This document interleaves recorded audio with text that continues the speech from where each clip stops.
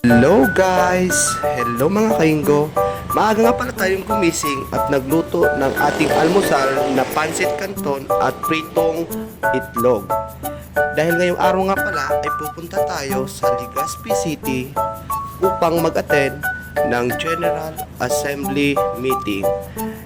Pakalipas ng 3 oras, dumating na tayo sa ating venue. Ito nga pala ay ang Kanzo Hall Restaurant in Legazpi. Katapos ng ilang minuto, nagtimpla tayo ng kape kasi antok na tayo mga ka-vlogger.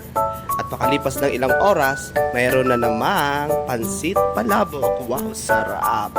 At hindi na nga tayo nakapaghintay, pumila na din tayo para sa pagkain. Priority nga pala natin ang lumpiang Shanghai at kare-kare. Wow, sarap! Busog na busog mga ka-vlogger.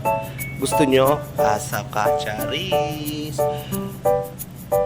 Ito nga pala, nakikinig muna tayo ng ating meeting or discussion. Pagkatapos ng ilang oras, meron na naman pansit palabok. Yan. Akala nila nakikinig ka, yung pala hindi. Yes, si Charis. Pagkatapos nga pala ng meeting, yan, nag-relax muna tayo kasi pagod na tayo at antok na talaga mga kainggo. Yan, pagka umaga, maaga tayong gumising dahil uuwi na tayo sa ating probinsya este sa ating bahay.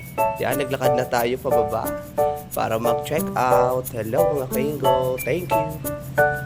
Yan, uwi na nga pala kami sa mga panahon na yan. Mag-check out na lang kami, kasama ko yung mga TCL product specialist.